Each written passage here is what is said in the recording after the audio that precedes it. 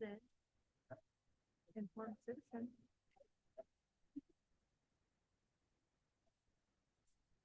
The Irish turned the bell in, so what am I gonna do now? No, it's just,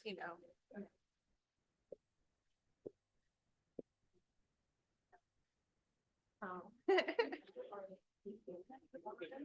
No, they just mailed this to us to who we should go to. Right.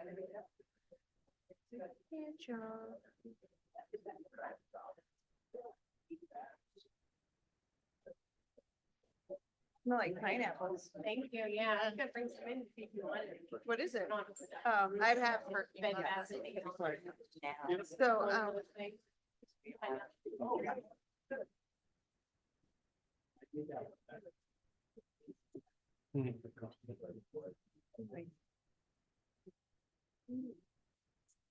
Oh.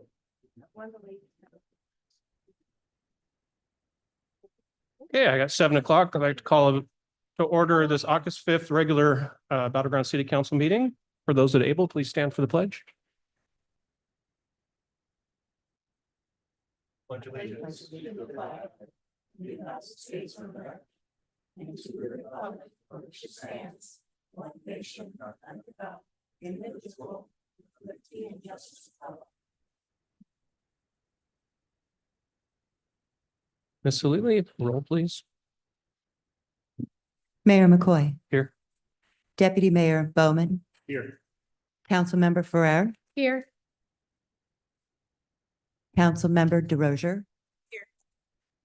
Councilmember Davis. Here.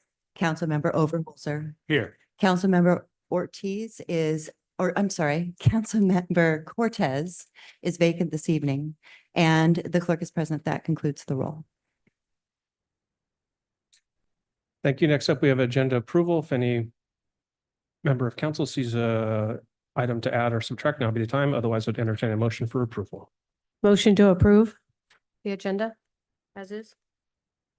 A motion by Councilmember Ferrer and a second by Deputy Mayor Bowman. All those in favor? Aye. Aye. Any opposed?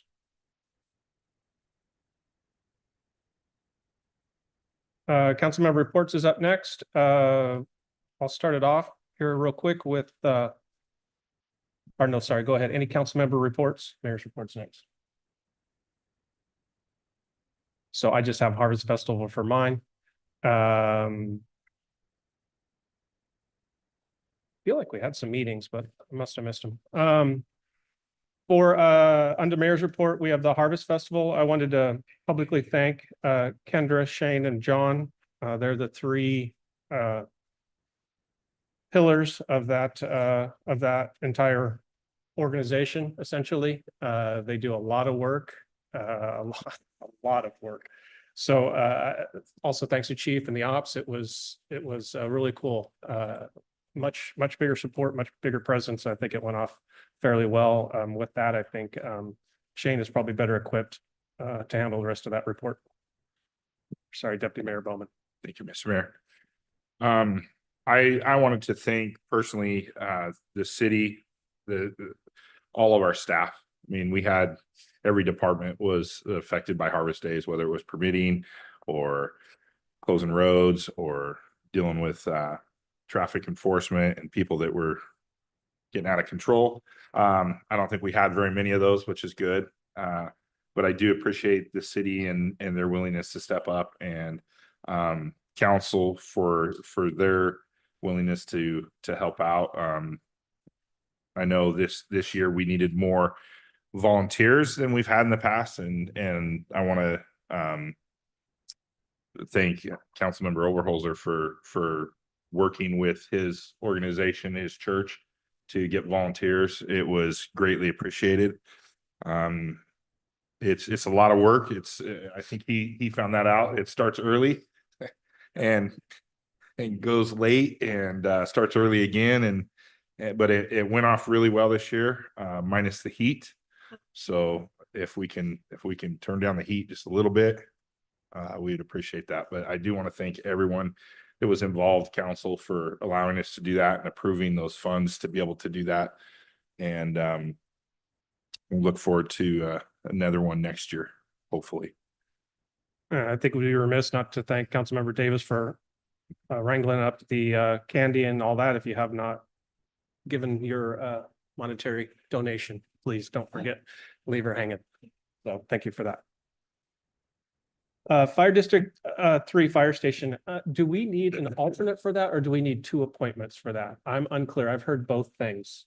So I've heard 2 scenarios. I have heard the same, Okay. Mayor. So I can I'll help. go ahead and go through the spiel and then I'll tell you how. I'd Mayor like to do it. McCoy, the Board of Commissioners for Fire 3 was just simply asking to create a committee. They really didn't offer up how many. Okay. Can we do 2 on that? Preferably so that we can. Well, what we'll do, discuss I say what we do is we do an alternate, and if there's only 1, then we're good. If there's 2, then the alternate goes as a main member, so we can go ahead and do it that way if everybody's okay with that. So what it is, the Fire District 3 Board of Commissioners requested the appointment of 1 or 2 representatives from the Battleground City Council to serve on the Fire Station Facility Committee. The committee's objective is to review the Fire Station 35 building feasibility analysis and concentrate on updating and improving the current facility with the goal of saving money for the community. Meeting dates and times are to be determined. Council members, per normal, will not receive a stipend or salary for their service on this board. Are there any council members who would like to serve as representative on this board? I have heard from Deputy Mayor Bowman and Council Member Overholzer that both of them are interested, so they don't know when it's going to be yet, so.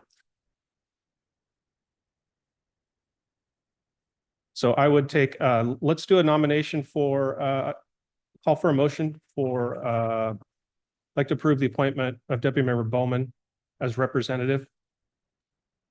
And then for alternate, let's do Council Member Overholzer, since he's already on EMS, both of them are already on EMS, and they've been working on it. So that would be my preference.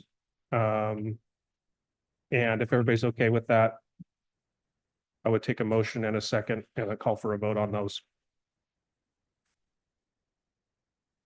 Yeah, okay, I'll make the motion to what you just said. Deputy Mayor Bowman as Deputy Mayor as the- representative, and then that second, the alternate as Eric Overholser. but we most likely will need to. I'll second. Thank you. Second by Davis. All those in favor, please say aye. Aye. Aye. Any opposed?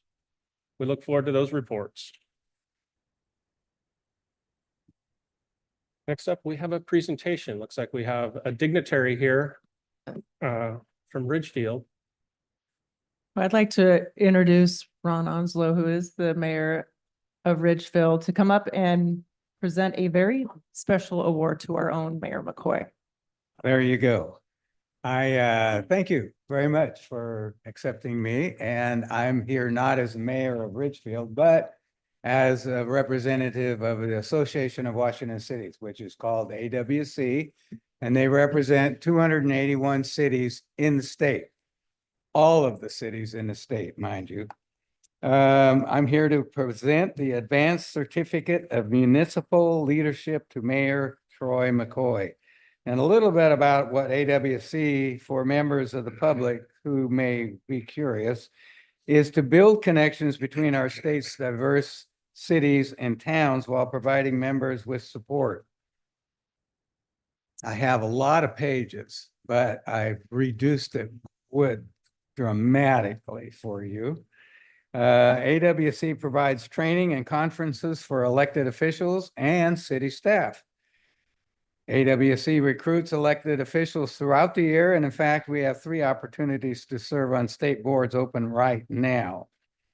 A little background for you on the Certificate of Municipal Leadership Program, or the CML, is for the last 3 decades, AWC's Certificate of Municipal Leadership has recognized mayors and council members for accomplishing training in core competency areas. Elected officials receive the credits by attending in-person training, the idea sharing, training events like the Mayor's Exchange, and to achieve this core, 30 credits of 5 competency areas are required.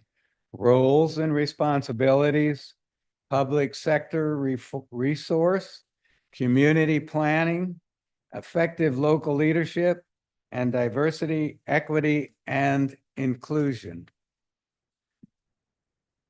This brings me to acknowledge and congratulate Mayor Troy McCoy. He received his certificate and has now obtained enough credits and demonstrated leadership to achieve an advanced certificate of municipal leadership. It's a big achievement, and it's only held by 30% of the mayors in the state. So, you have to go through some of this stuff to get it to be get this award. So I extend my congratulations to Mayor McCoy for this achievement. We applaud your decision to continue your education in municipal leadership. And Troy McCoy is also in good company.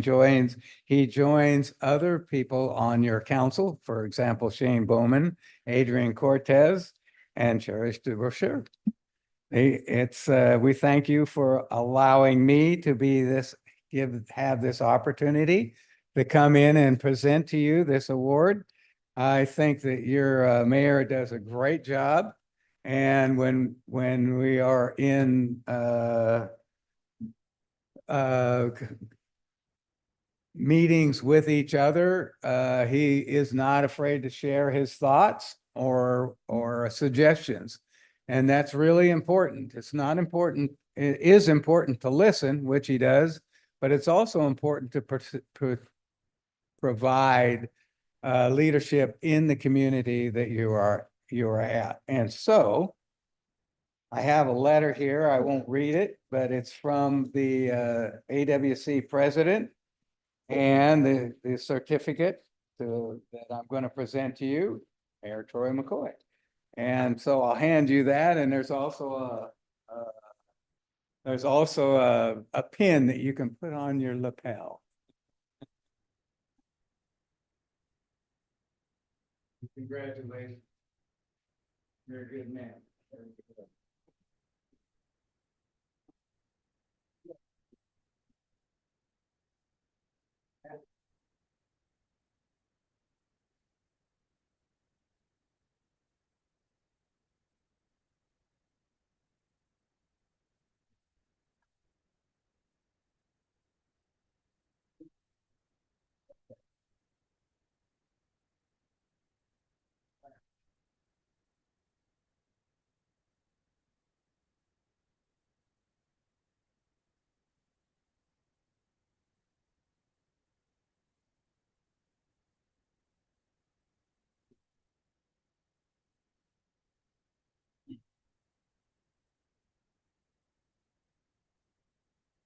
Next up, citizens communications.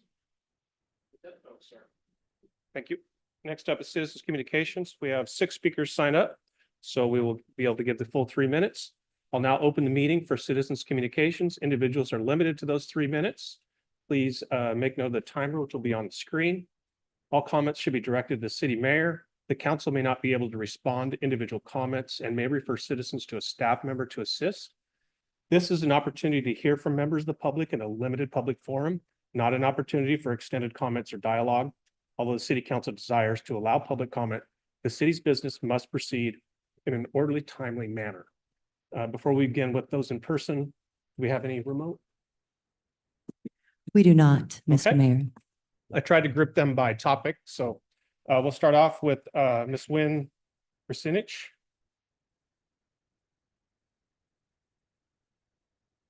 Sorry, I butchered that last name, but welcome.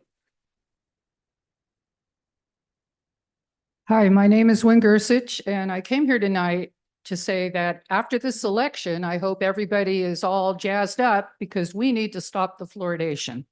We can get a petition on the ballot to get an initiative to have the right to vote this poison out.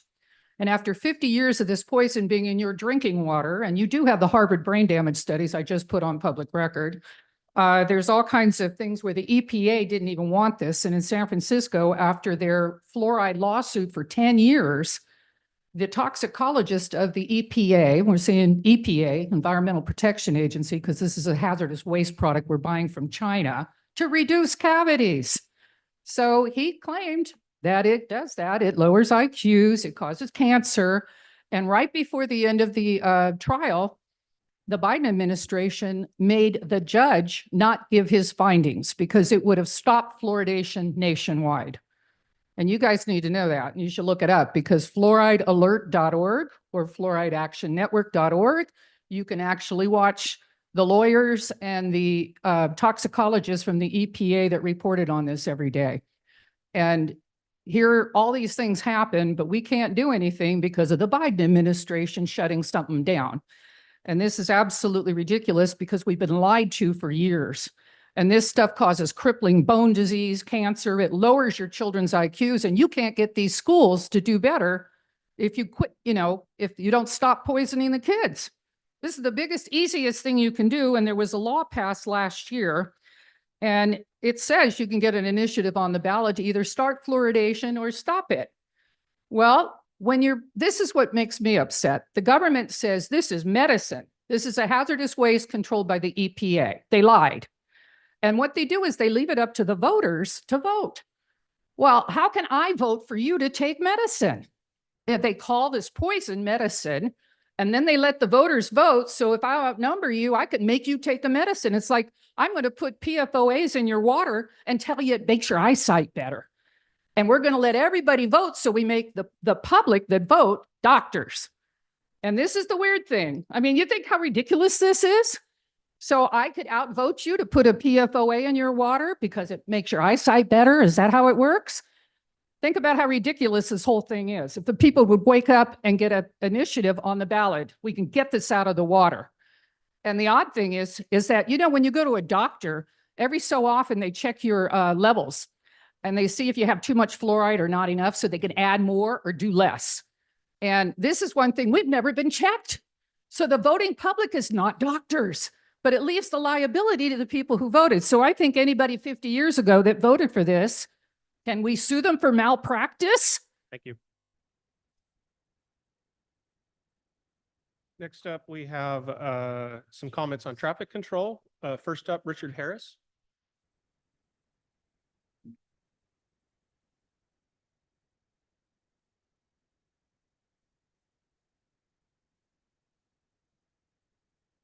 Hello, I'm Richard Harris III, longstanding resident of Battle Ground my whole life of 35 years.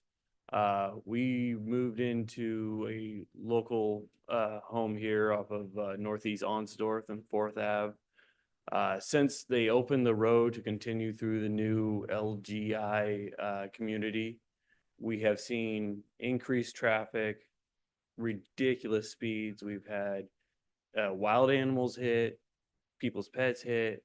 We've seen close call with children. It's something we would just really like taking some measures. There's no center line painted. There's no sidelines painted. It really bottlenecks down from the new development into the existing part of Onsdorf before it intersects with Parkway. There's still cars parking on the side of the road next to the new TMG townhomes and everything, and it's dangerous. So we're asking for some traffic control devices, whether it be stop signs, which we would prefer a three-way stop there at 4th Ave or Northeast 4th Ave on Northeast Onsdorf. And I mean, I have 2 young kids. Many people here have young kids or grandkids that visit. We have a park right next to us, right off of that Northeast 4th Ave. Kids ride their bikes all the time. We're on first name basis with the police force. They've come out and given 4 tickets within 30 minutes. People going over 60 miles an hour in a 25 mile an hour zone. It's insane. And I just wanted to bring that to your attention. And as you see, we can bring our whole street together we feel strongly about this. So I yield the rest of my time. Thank you, Richard. David Nelson.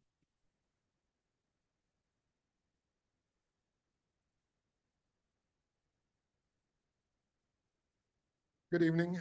I'm from the same area as him, and there's been quite a bit of speeding. Matter of fact, between 4:45 p.m. and 5:30, there's a big black truck that just comes up there barreling down. I work for Jacobs Engineering and I brought the radar home and his usual speed is 49. But he'll be with the yellow car and a red pickup truck and they will be racing to see who can get up there extremely fast. It's also in the morning, but I understand during the school year, because I did talk to a couple of officers, they have to be up around the schools. So, but there in the morning, most of the day, but after 3:30, it really gets bad the way they speed down through there. And I don't think I got one person in 3 days before I had to take the radar back to work where nobody was under 35. And the speed limit is 25. And they come barreling up there. But also when they start coming down from Parkway? As they turn off Parkway going down Orangeville, they pick up speed going down there to Northeast Fourth, and they're usually about 34 to 36 right there. And again, it's 25 miles an hour. But also if you're coming in there, I've had a couple of them just get right up on my bumper. And I don't mind, because if I have to stop, you're going to pay for my neck injury and back injury, and I'll have a chauffeur after that. But no, it's that's just the comedy of it, what the little comedy there is of it. But there have been kids over there. My neighbor is an elderly woman. Her and her daughter were walking one time, and that big black truck came up there and almost hit them. And the daughter said, "Hey," and the guy stops his truck, puts it in reverse, and starts gunning it. It's like, what's that for? And I just happened to be walking around the corner, and they just, kind of jumped up on the sidewalk. But the truck is real bad and a few other cars. But yeah, you do get a lot of speeding up in there. And yeah, but if you want my address, I can even meet them around there and show them where it is. I've seen them a couple times get someone, but it's just gotten that bad that I came out with the rest of them. So anyway, that's my spiel. Thank you, sir. Kelsey Bristow.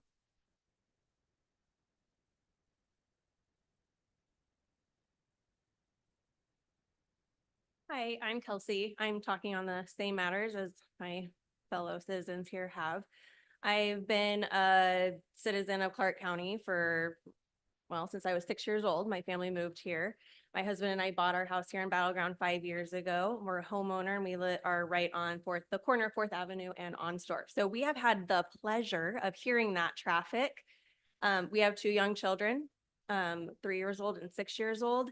And I have panic attacks if I see my front door is open and I will go running and screaming for their names. Many times that has happened. My children know safety first. And so luckily they know not to go out the front door, but you just never know. We keep our lawn and our house very nice and presentable. And so I'm often outside doing yard work, and I have the pleasure of being yelled at while I'm in my front yard doing the gardening, and just getting to see and hear the traffic going by well over the 25-mile mark. So yesterday I did a little social experiment. I'm also an educator, so I care very much. I'm a behavior specialist. I care very much about the function of behavior and why people are speeding down our residential street. So we put one of those little green signs out next to our house, right in the middle of the road. So there's still enough room for both lanes of traffic to go freely, going towards Grace and towards Parkway. That sign was hit 4 times. We have cameras on the side of our house, so I have the pleasure of getting to watch the traffic. Yes, I went full on Karen mode yesterday and was watching it, and the tailgating was happening multiple times, and there was a pickup truck, I have a screenshot of it if you'd like to see it, who went in the middle of the road and then hit that object and carried it all the way to Grace. Another pickup did the same thing and multiple cars also hit it. And I just went back out there and I put it right back in the middle of the road. I had citizens yell at me when I was standing out there talking to Richard. And I had a citizen also like make some crazy signs at me, like I'm the crazy one because I want people to follow traffic laws. I will also say that the community that's just north of us, north of the Catholic Church there's a grass area field. And so there's a lot of traffic that goes between this grass area and right at our house, they cross the street. It's been a lovely walking area for many citizens, a lot of retired or young children. And so it's kind of a blind spot, and there should be at least some crosswalk lines painted because people are crossing the street there. And that's where a lot of our children have like closely gotten hit. So if we could just have some traffic revisions, thank you to the police officers who have been doing their due diligence also. Thank you, Kelsey. Next up, Jessica Cole.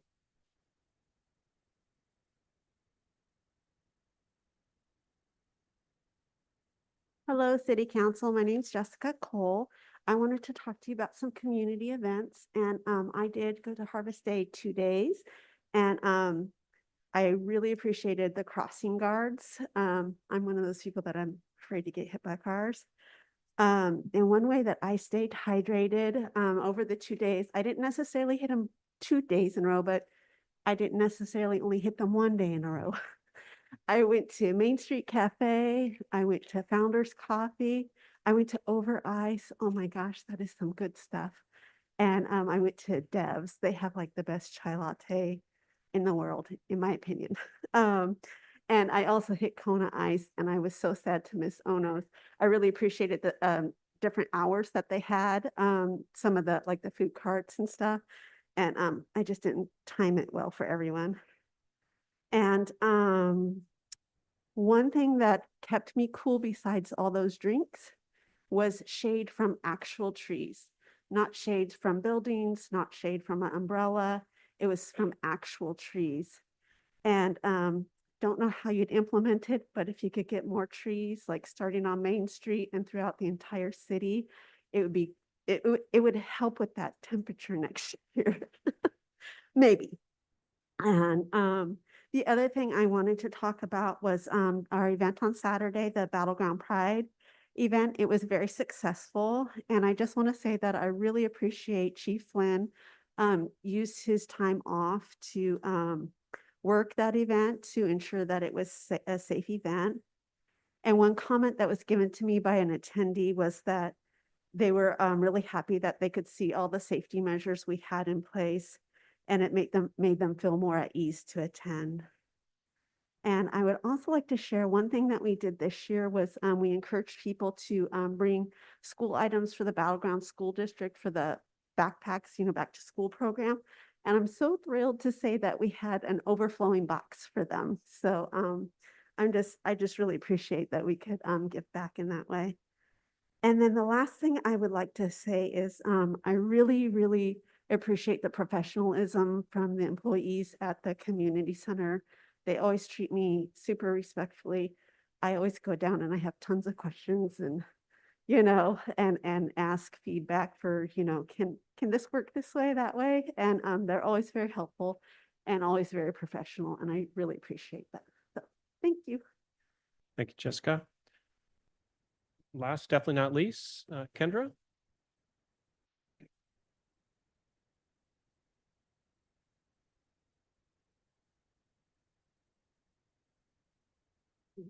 Thank you, Mr. Mayor.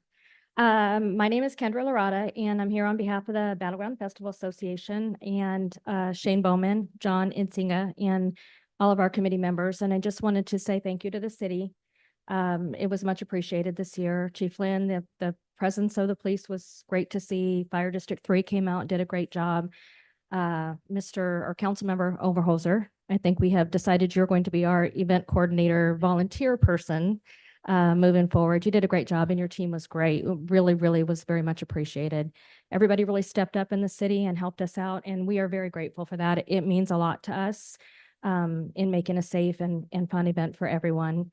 If somebody could just figure out how to control the weather, we'd be in pretty good shape. But I'd like to extend a special thanks to Rob Farrier, who really stepped up in a time of need on Saturday and took a hit for the team. And we really do appreciate what you did. So thank you very much for that.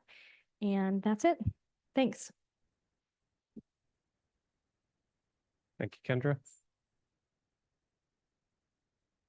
Okay, that concludes citizens' communications. Thank you all. Oh, do we have one more? I'm sorry. Yeah. Okay. Yeah, go ahead. Just if you could come out and state your name. My name is Crystal Smith. I am too talking about Northeast Onsdorf. So we would like the city council to look into any kind of safety improvements between Northeast Onsdorf and Northeast Parkway and extending down to Northeast Grace. The Beverly development with LGI Homes has increased that extension of the road for Northeast Onsdorf, creating a half-a-mile straightaway. We are easily seeing over 100 cars all day long. Our street has been opened during the construction, even though no one lives out of that development, most of whom are driving in excess of 25 miles an hour.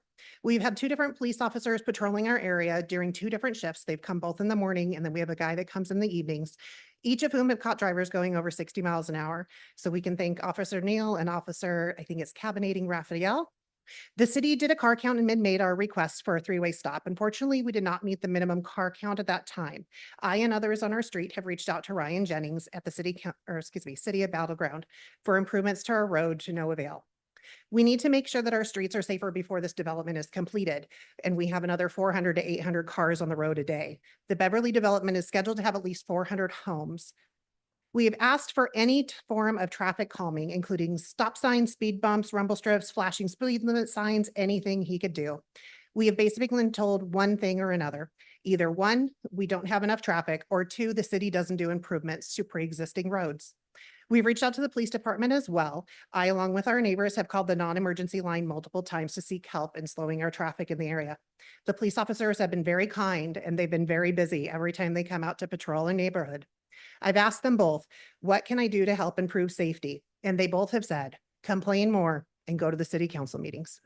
So here we are complaining and showing up. We are asking the city council to consider improvements along Northeast Onsdorf.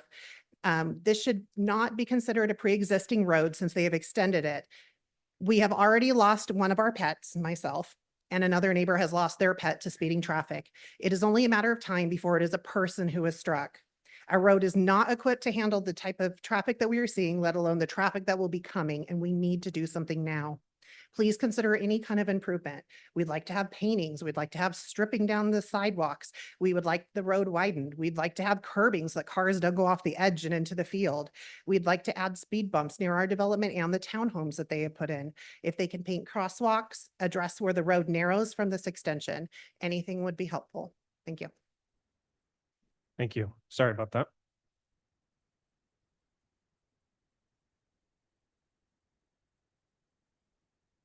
Okay, that concludes citizens' comments. Okay, I got it right that time. Moves us on to consent agenda. Move to approve the consent agenda. I have a motion for approval from Councilmember Ferrer, I'll second. second from Councilmember Overholzer. All those in favor? Aye. Aye. Any opposed? Passes unanimously. Officially take that interim off, Ms. Swanson.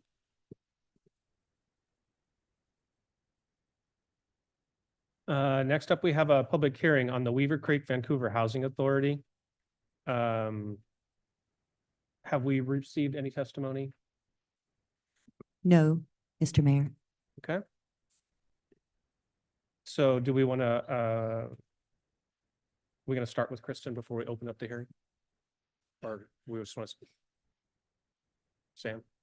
Actually, I'm going to turn this over to Sam since he's been working on it. Yeah, I've been working on this for the past year, so I can start us off here. My name is Sam Crummett. I'm with Battleground Community Development. The Vancouver Housing Authority initially came to council to request a development agreement in July of 2023. The request was for a density increase from 80 unit apartment complex to 100 units, as well as a variance to the height standard from 45 feet to 50 feet. the council heard this on June 17th. So before you is the opportunity to hear any interested citizens comment on this through the public hearing process. I do believe the representative from the VHA is available through Zoom. If you have any specific questions for them, here to answer any questions you may have. Okay, with that, I will go ahead and open the public hearing at 7:34 PM for public testimony. Individuals are limited to 3 minutes to provide comment on ordinance number 2024-06, adopting the Weaver Creek VHA Development Agreement. All comments should be directed to the city mayor. So if anybody has any comments, they're welcome to come to the podium, state their name and city. We will take those comments. Seeing none, are there any members on the I'm sorry, do we have one? Okay, sorry. Hi, my name's Jessica Cole, and I support the proposal, including the extra height. I did say last meeting, I don't know if you recall, I know there was a possible exception to decrease the parking, and I would like the council to do the 1.5 because of so many cars already over there and like just 2 blocks off of Main Street, just so there's enough parking for visitors and caregivers and whatnot. Thank you. Thank you. Anybody else in the audience? We'll open it up to Zoom as well then. No one on Zoom, Mr. Mayor? Okay. Seeing no further members of the public wishing to speak, I now close the public hearing at 7:35 PM. At this point, council, I would entertain a motion regarding ordinance, or if there are further questions and discussions, it sounds like we do have Victor online, so we can as well go that, whatever the council desires. Deputy Mayor Bowman. Thank you, Mr. Mayor. Sam, when we were discussing this, we were talking, one of the things we brought up was fire. Did we reach out to Fire District 3 on this and make sure that their apparatuses, not ours, their apparatuses would be able to access this area adequately? Yes, I did reach out to Fire District 3, specifically Chris Drone, our fire marshal. He provided comments to be included in the review. So he'll look at it further. He didn't say anything that it couldn't be accessed. And we did amend the development agreement that the fire district has the authority to review this application as part of the review process. So when they, in the DA, it will state that they have that authority to ask for more or less or whatever they. That's right. Under the section on building height, we had a sentence that said, the building height at 50 feet is also subject to Fire District 3 review and approval. Which I understand that because we were discussing the building height, but what about the rest of the access to the property? Because that goes back to kind of the parking that we were talking about when we're parking a bunch of cars in there or along the streets. Do we have that access? And is that in the developer's agreement? It's not in the developer's agreement, but that would be part of the site plan review. So any typical development from the pre-application stage through the site development, Fire District 3 is going to be a part of that review, and they'll look at all forms of access to make sure that they're adequate. Wait, I get that. If we go over to the apartments by Walmart, and I forget which street that is to the west of the apartments, right?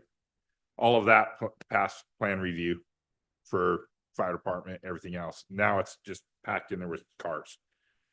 So as we're looking at this and we're looking at 1.5 or 1.2 cars,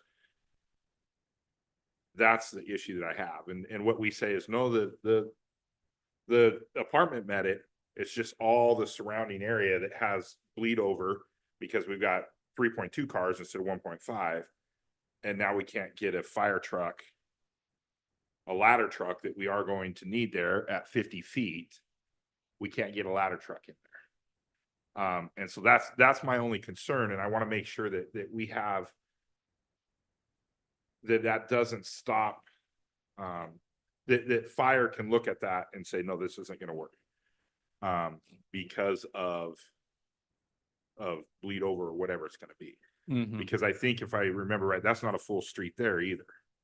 That's coming into there, correct? Or are we going to full width there? It won't be a full width.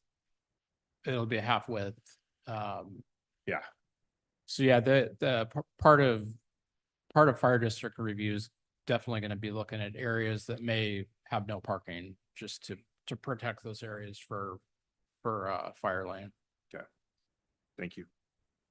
Councilmember Fair?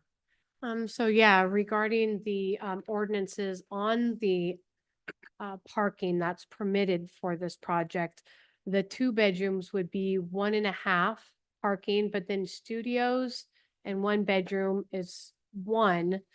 And then when I talked to the VHA, they said they were going to be providing 121 parking stalls.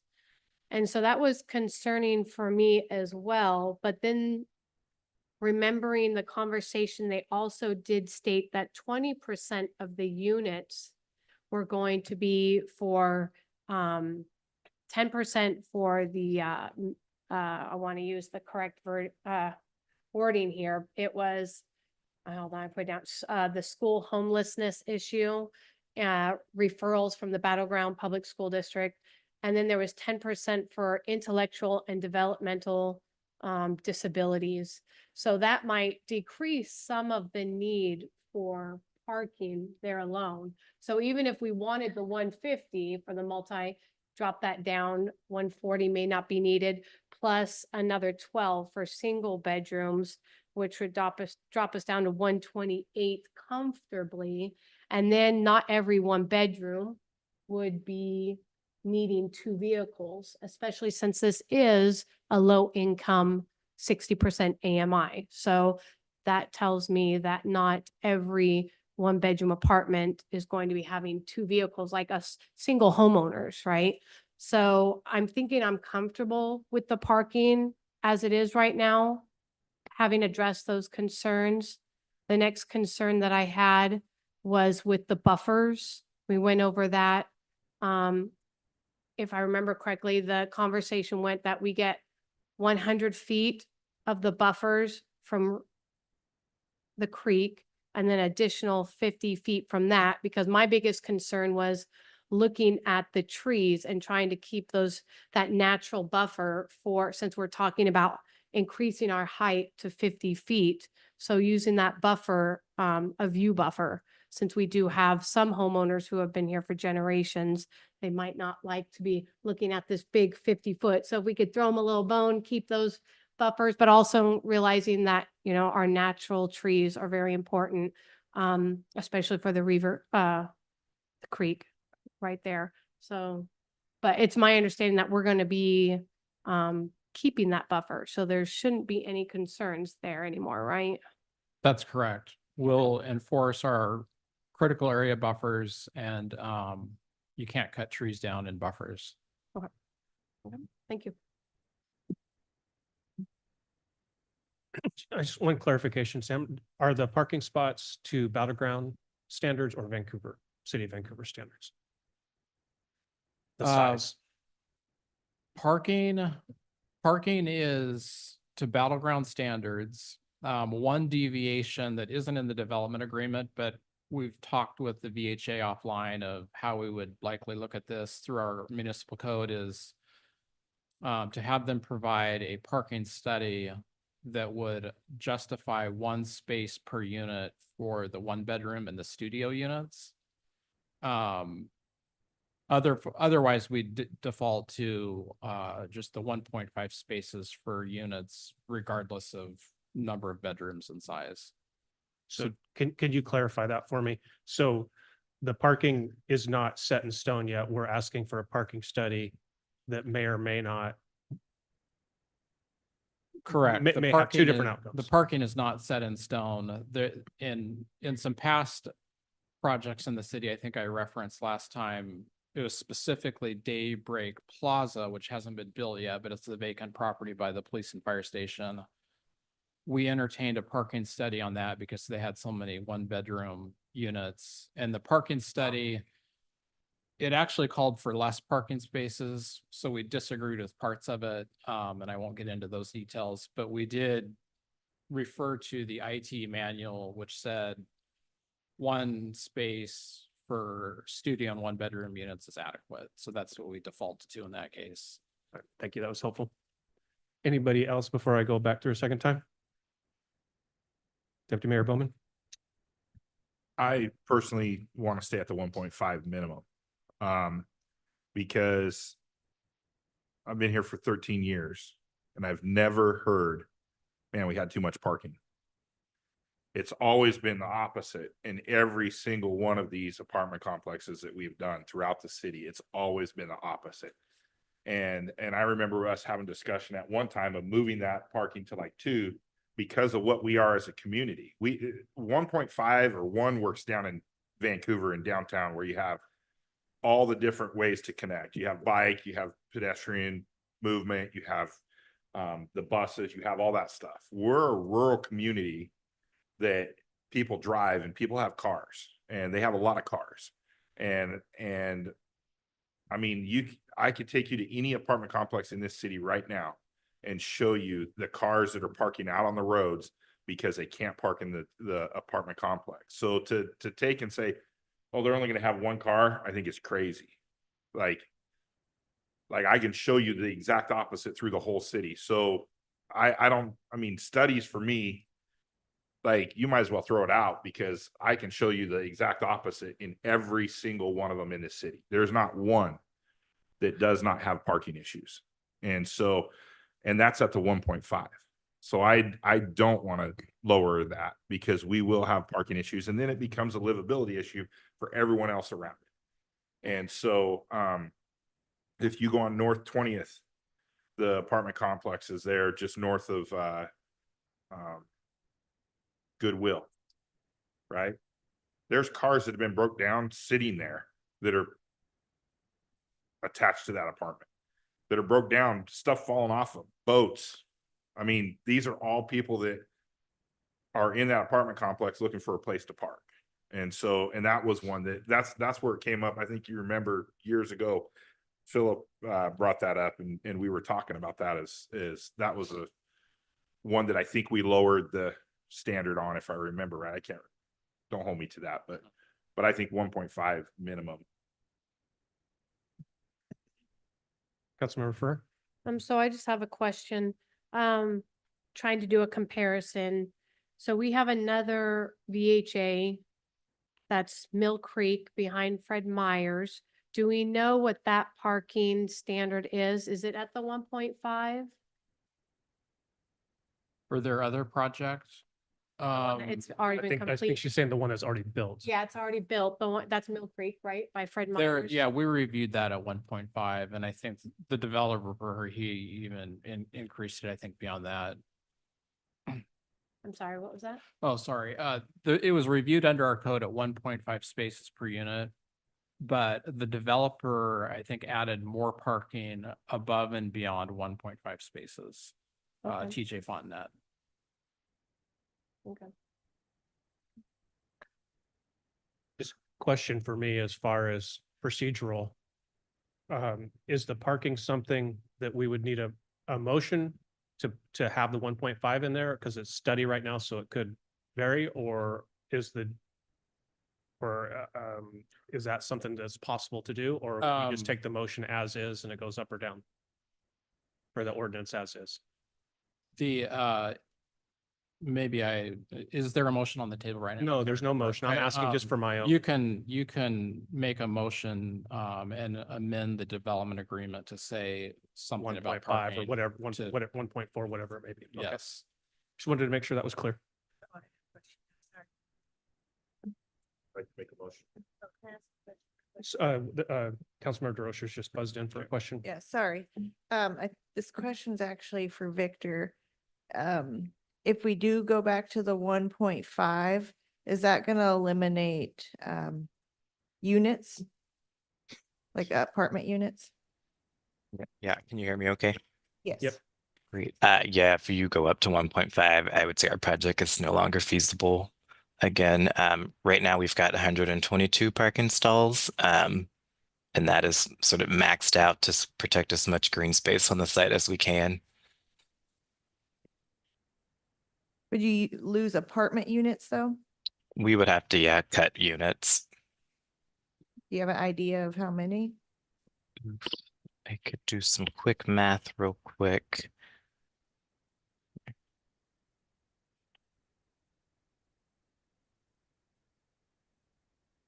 I think we'd have to lose about 18 units. 18? Correct. Yep. Thank you.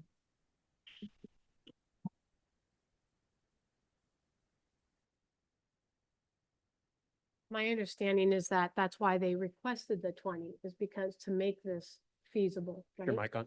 Yeah, sorry. Sorry. Say it again. My understanding was VHA was requesting these 20 units to make this development feasible. So, yeah, am I remembering that correctly? Yep, that is correct. Because I think by right, we're allowed 80 units.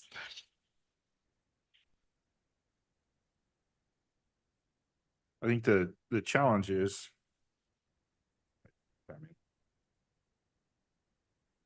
The challenge is it's not our job to make it feasible. The challenge is to make sure that it's a level playing field and that we see and we look at what we do in our city and we put these standards in for a reason. And so if we lower those standards, this is going to be the first of many that come back to you and say, hey, well, we want to lower our standards because we want to put in more housing. And so that's the reason why we have these standards is we know what it is at every other development in the city. We know what it looks like.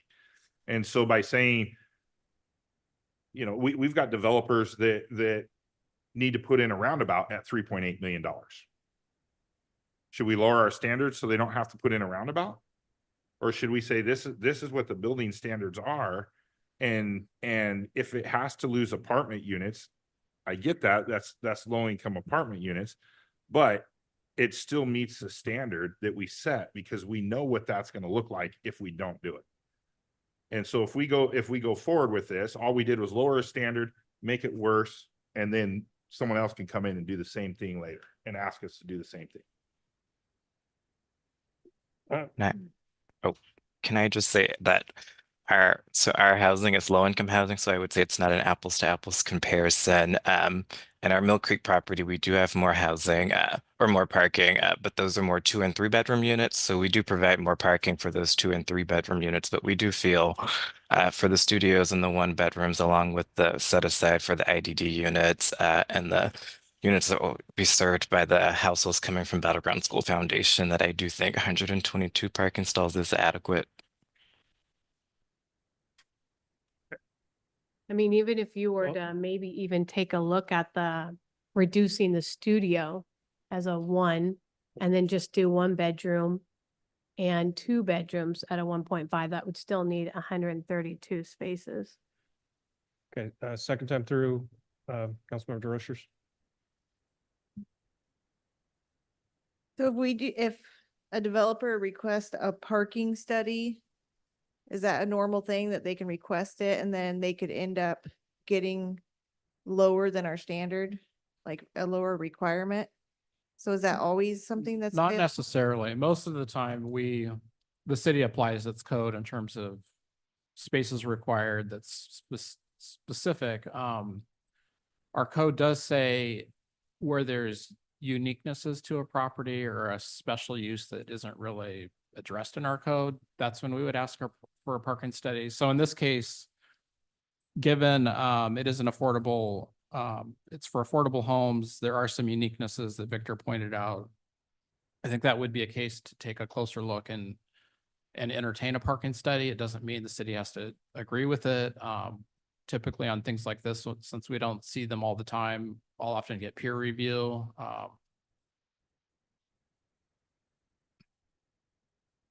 But yeah, it's not just a handout, find a parking consultant to tell us what we, what's going to get them what they want. That's not necessarily the way it works. So even if the parking study comes back that they need less parking than our code requires, could we still say no? Yes. Okay, We could default to the code and say no. thank you.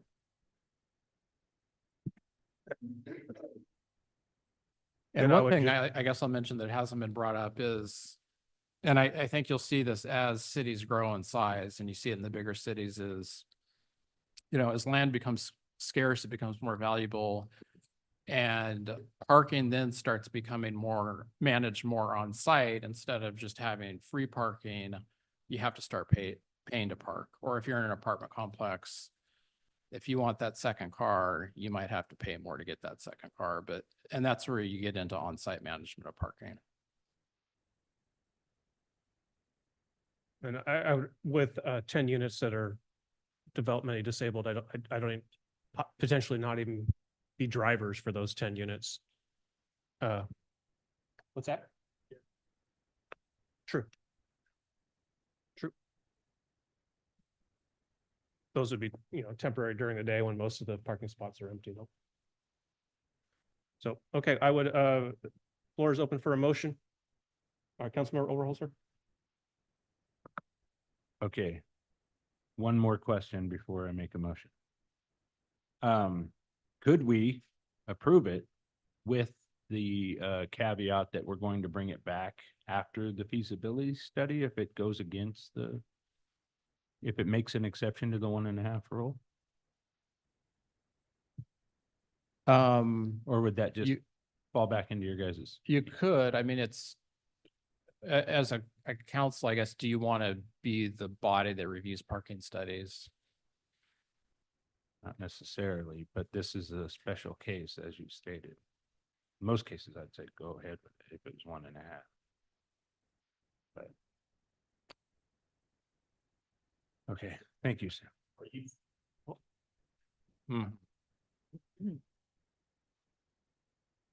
No, guys, so we've had people 3 times now. Going on, trying real hard to keep us to twice. We go through once, we go through twice. We have people that have spoken almost 4 times now. So I'm opening the floor for a motion. Then I motion that we request a parking study before we sign the DR. DA. DA, yeah, sorry. Point of clarification, do we need a motion for a study to be done?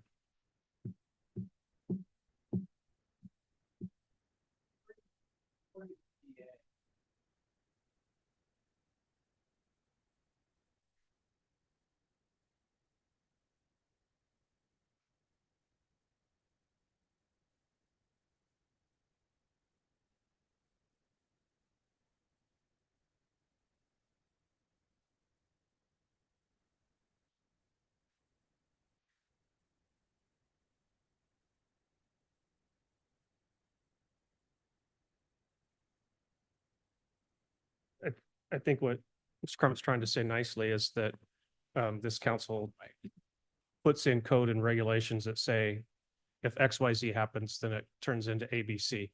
And we have the process for parking study that then flows through to a set result. And if we as a council, start getting down into the weeds on parking studies or setbacks, or we're starting to get outside of the governance of this council. Personally, either we set a ratio or we do it as is would be my preference. I'm not interested in having a parking study go out and come back to us and then we become parking experts suddenly. The parking study is going to show what the parking study is going to show. So that's just my personal preference. But there is a motion on the floor that does not have a second. So I'll open the floor for seconds. I'll withdraw. Is I'll there a withdraw. question on the motion? No, I'll withdraw. Okay, motion dies for lack of a second.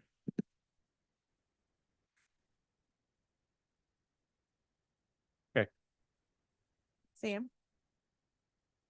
Does the city approve this as it is in the DA? I assume you guys did all your due diligence to make sure that this is okay. The kind of the site as a whole, the development itself. The city hasn't approved this yet. Okay. What this development agreement would do is provide the applicant, Vancouver Housing Authority, the ability to submit for a site plan review. That's when staff would review it, and then of course they would exercise their right for a density bonus and height increase. But would you be okay with these numbers? The one, what is it, 1.2? Yeah, if 122. it came in today with a parking study, because like I say, we have looked at a study similar to this for the Daybreak Plaza. It checked our boxes on specifically the one bedroom in the studio, showing that those only need one space per unit.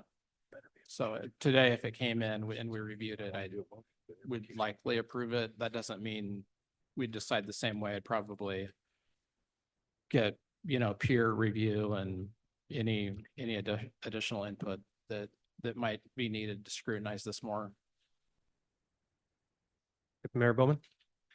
I'd like to move to adopt ordinance 2406, the Weaver Creek VHA development agreement with the parking at 1.5.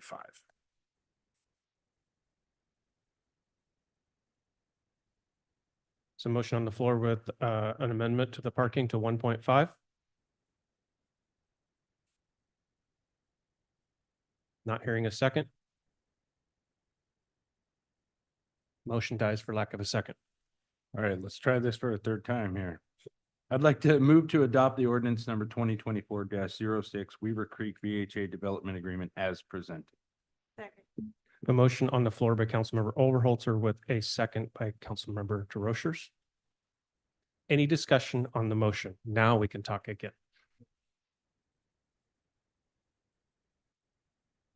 One time through on this. Okay, seeing none.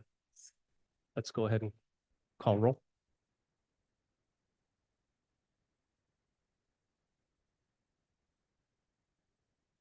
Councilmember Ferrer, how do you vote? Yes. Councilmember DeRozier, how do you vote? Yes. Councilmember Davis, how do you vote? Councilmember Overholzer, how do you vote? Yes. Deputy Mayor Bowman, how do you vote? No. Mayor McCoy, how do you vote? Yes. That is 4-2, motion carries.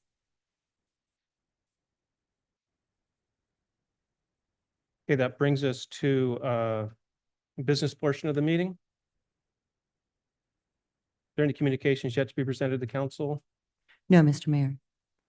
That brings us to Engineer Hersig and traffic impact fees and development agreements. Evening, council. Give me a second. I'll pull up the presentation.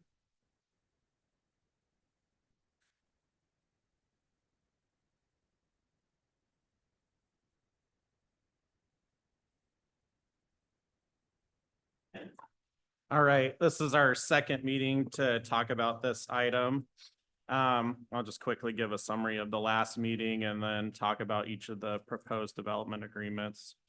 So at the last meeting, we learned about what a traffic impact fee is, how we do the calculations, what they're used for, how we collect them. When we update our fees, I do want to make one correction. So I had in the presentation that the standard was 56.4%. It's actually 56.8. So you'll see that number in this presentation. Our current traffic impact fee is $372.03 per trip. And just to kind of give an example of that, a single family residence has 9.5 trips. So for a single family house, that equates to about $3,500. So our proposed development agreements. The first is Mill Creek subdivision. It's a 223 lot subdivision over by the new 92nd Avenue pump station. They'll be constructing 2 of the TSP projects. One is the intersection improvements at 502 and 92nd Avenue. And then they'll be doing the fourth leg of that intersection, which is essentially the southerly extension. They have 3 requests. The first is to increase the cost of the street extension to market conditions. We're still waiting the final price data, but it actually looks like our current cost might be sufficient. So that may not result in any change to the impact fee, but we'll confirm that by the next meeting. They would like to increase the cost of the intersection improvement to match market conditions. That results in a change in the per trip fee of $1.16, which would be an additional $10.94 for a house. The third request is to make the intersection project 100% creditable, and that ultimately would add $6.43 per trip, and then about $60 per single family. The second request is Rasmussen Commercial Center. It's an 8-lot commercial development over off 503 in Rasmussen. They'll be constructing one TSP project, which is the 503 in Rasmussen intersection improvement. So they essentially have 2 requests to increase the project cost to market. So that would add $4.55 and then $42 for the single family. And then they would also like to make the project 100% creditable, which is about $4.86 per trip and then about $45 per single family. The third request is Commerce Industrial Park. It's a 9-lot industrial development, just kind of south and east of Battleground Village. They have one TSP project, which is the 20th Avenue extension. The request is to make the project 100% creditable, and that equates to about $6 per trip and then about $56 per single family house. The fourth one, this project wasn't mentioned last time. They were a little bit behind, but have now caught up, so we can join these together. It would be West Main Commons. It's a mixed commercial, should say residential, not industrial project. They are going to construct one TSP project, which is the First Way extension. And they would like to increase it to match market conditions, which is $1.03 per trip and then about $10 per single family. So the overall TIF impact, as we talked about, the current is $372 and then about $3,500 for single family. If you approved all of the DAs, it would add an additional $24, a little over $24 per trip, which is an increase of about $226. So the proposed impact fee would be $396.11, and that would equate to about $3,700 for a single family house.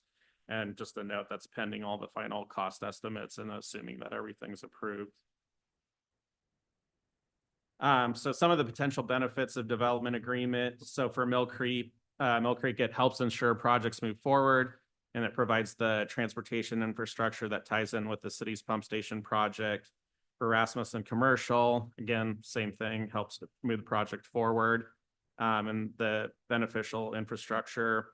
Commerce Industrial Park, that's the one where the code requirement doesn't require the full street improvement. So by approving this, we'll actually get that full street done, which is a positive. For West Main Commons, it moves it forward, and again, beneficial infrastructure.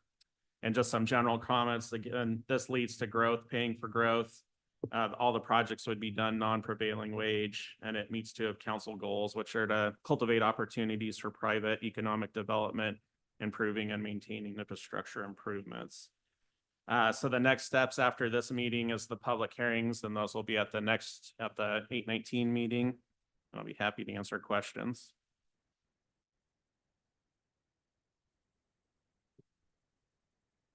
Not seeing any questions, so I'll throw one out there. Everybody's asking for an increased cost. Do we just need to update, or is it just because it's mid-year and inflation's hit us, or is it something we do at an annual review and we just have not done it mid-year?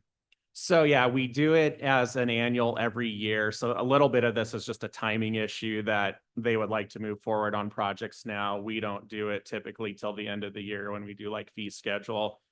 Secondarily, we're right in the middle of comp plans, so I need to talk with Sam if we're going to be able to update plans this year. That when we get to that process, it kind of complicates things.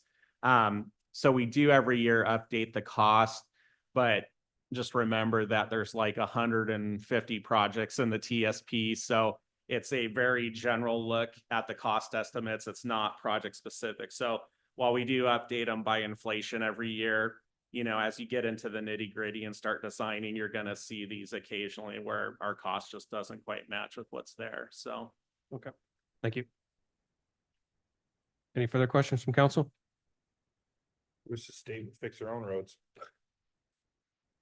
Why should we be putting that? I mean, it's ridiculous. Two of those roundabouts are state roundabouts at 3.8 million apiece. That's ridiculous.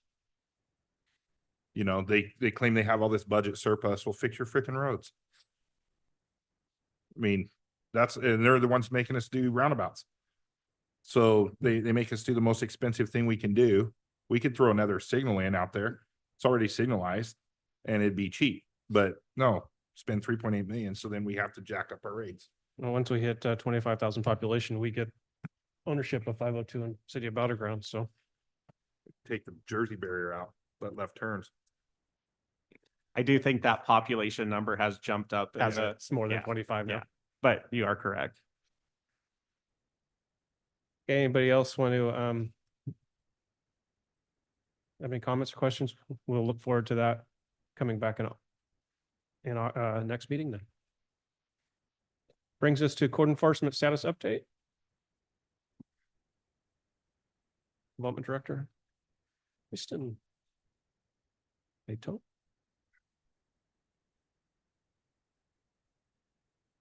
Good evening. Let me get this queued up. Apologies. Thank you. Tonight, I'll be sharing a status report update with you all related to our code enforcement program. The last time I was here sharing with you was April of this year. And per council direction, I'm back with updated information that includes Q2 of this year. In this evening's presentation, I'll be highlighting some high-level program and performance points, as well as some focus areas for future improvements. This slide, continuing to tell our story, represents the why we have a code enforcement program. It's an important program in our community that helps us to educate our citizens and bring properties into compliance, resulting in better livability, safety, and quality of life. It's important to note that our code enforcement program is a function within community development. It enforces the rules and regulations of our municipal code on private property. So because of that, there are specific steps and procedural elements that must be followed as staff works to obtain compliance on that private property.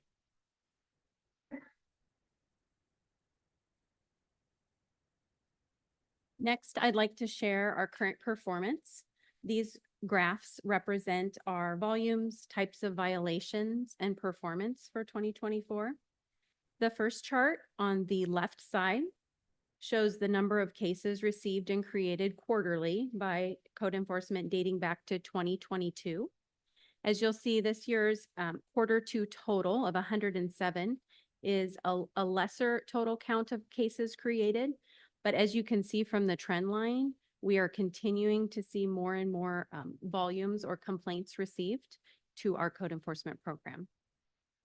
The second chart in the top right shows the breakdown of violations. So the cases that came in by violation type, and parking on private property continues to be our largest violation type. Examples of this would be perhaps an inoperable vehicle in the driveway, a RV or a boat or a utility trailer parked improperly on private property. And then finally, the pie chart in the bottom right corner shows that of our 257 cases created this year, 197 cases or 77% of those cases have been closed.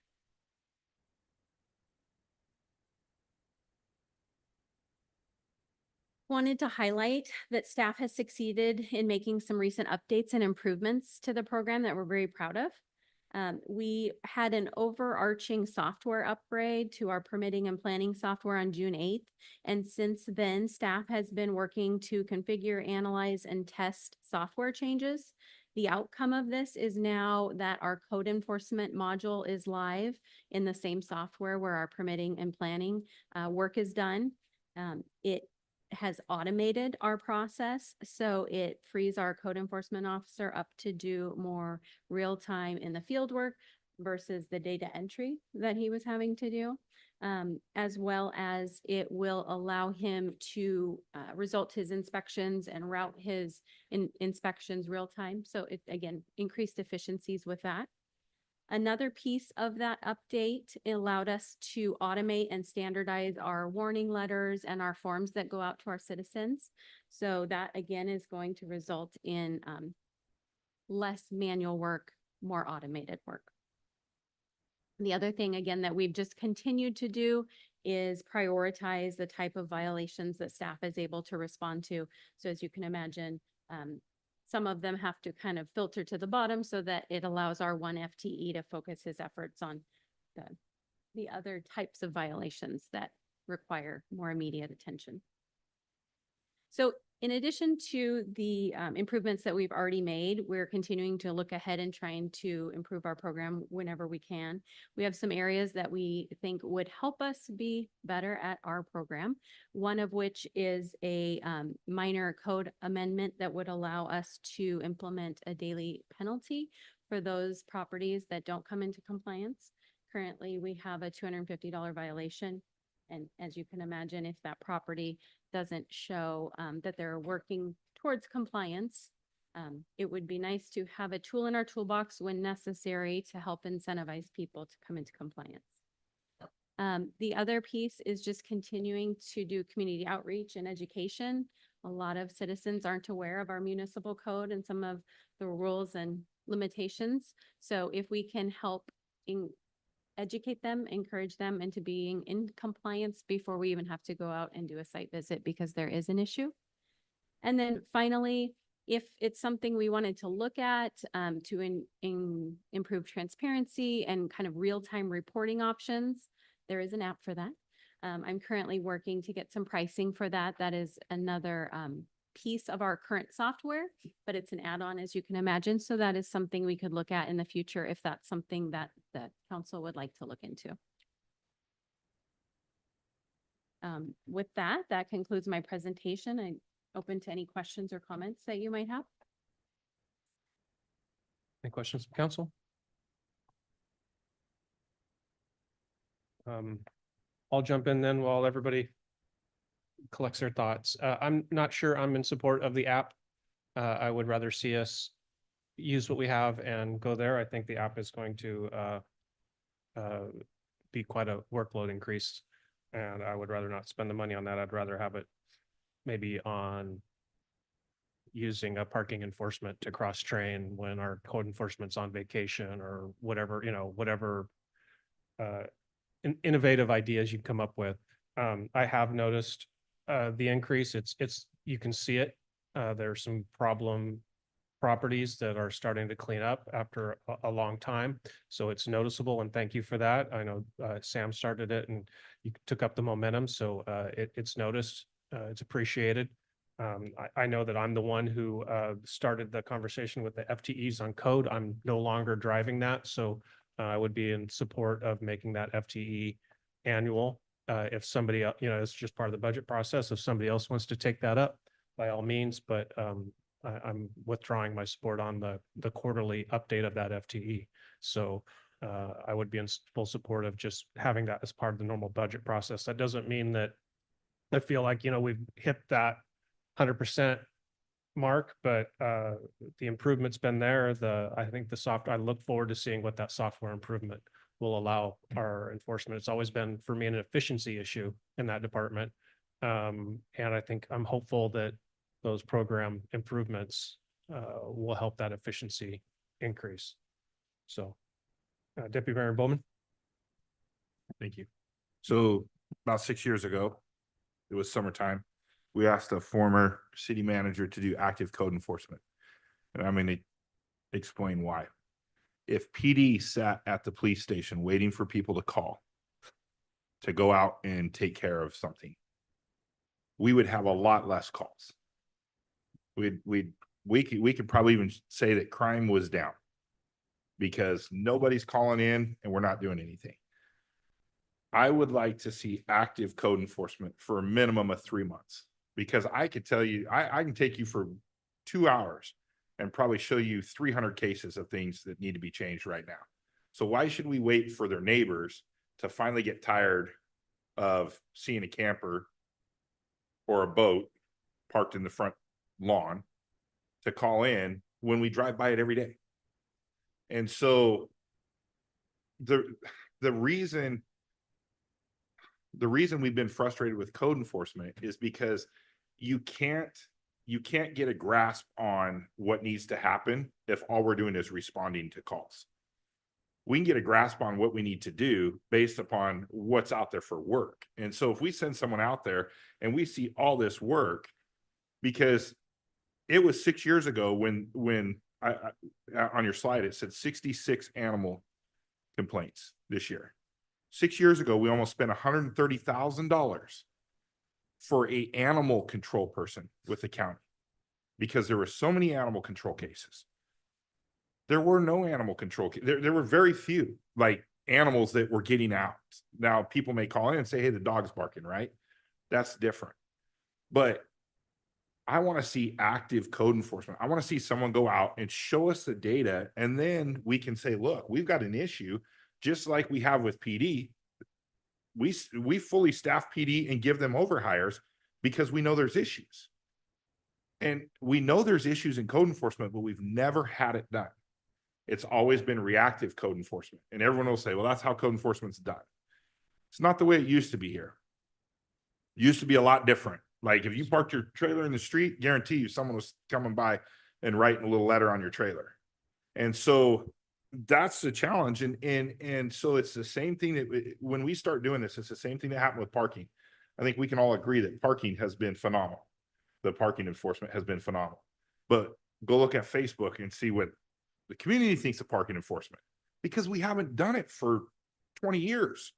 You know, I've been parking the wrong way for 20 years. That's what everyone says, right? And I think every one of us has gotten calls from people, you know, because we haven't done it. And so that's what I'm looking for is like, give us some data that we can go on. And the only data like this stuff to me, that's just people calling it. If that's probably 10%, because most people will just be like, oh, well, the dog's barking, I'm gonna turn the music up at my house so I don't have to hear it, right? Or I drive by and I see the boat parked in the front lawn. It's been there for a year and a half. You know, and it doesn't matter until you're ready to sell your house. Then you want your neighborhood to look good. And so that's the problem. And that's what we have to do. That's what I want to see. I'm tired. I mean, I've been at this for 13 years and seen this over and over again, and it's just the same thing. We've got to change something to get a handle on this, and it's gonna hurt. I think Sally's found that out. She's been confronted by people that didn't like that she wrote them a ticket. But it's gonna hurt a little bit. But once we get through the year and establish those standards again, people will know, hey, we can't do that. Hey, I need to go get an RV space if I'm going to buy a 40-foot trailer instead of parking it in my driveway. So, and that's what you move to a city. We had this, Cherish, you were here, the rooster talk. Was it before you? Okay. So me and Adrian were here. We had the talk about why you should have a rooster in the city. I'm a farm boy. You shouldn't have a rooster in the city. You shouldn't have a rooster on a farm, but you definitely shouldn't have one in the city, right? And so those are the things. You move to a city for a reason, and you want those standards and you want those codes. And we can look at cities around us, Camas, Washougal, Ridgefield, these, you know, these cities that we say, look, they got a lot of stuff going on and people want to live there. And Ken Fisher comes in and makes all his employees live in the city of Camas. It's because they have a standard. And if they have that standard, then people will want to be there. And it's going to take a little bit for us to do that. But that's what I'd like to see is a minimum of 3 months of active code enforcement. I guarantee you, if you did that, you will see those numbers more than quadruple. Yeah, absolutely. So to your point, currently our program's complaint-based. That's pretty common in the area, as you mentioned. 257 cases just in the first half of the year for one FTE. So it's absolutely something we can look at. We know we would need additional resources in order to be able to keep up with that, right? So then that would be a bigger conversation about, we have all these cases, we've identified all of these issues, and now what? So it's absolutely something we can look at.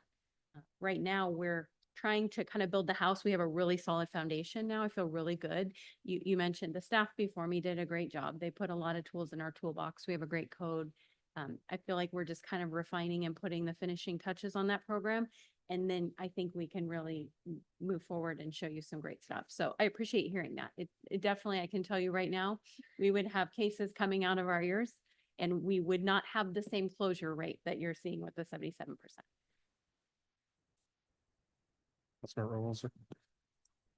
To go back to your presentation a little bit, Kristen, I agree. We probably need to have a little bit more ability to enforce the code than the $250 fine, and then, well, go do your best. You know, I wouldn't mind us looking at in the future, amendment of that to add a daily fee or whatever that is after a certain period of time of not non-compliance.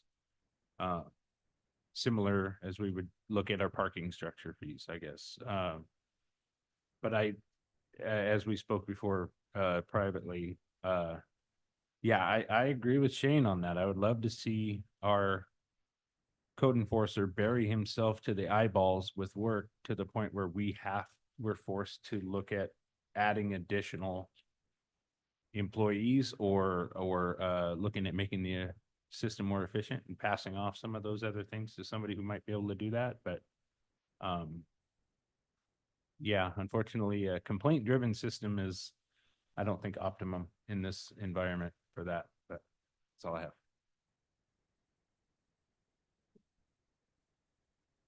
Go ahead, Councilmember Dershowitz.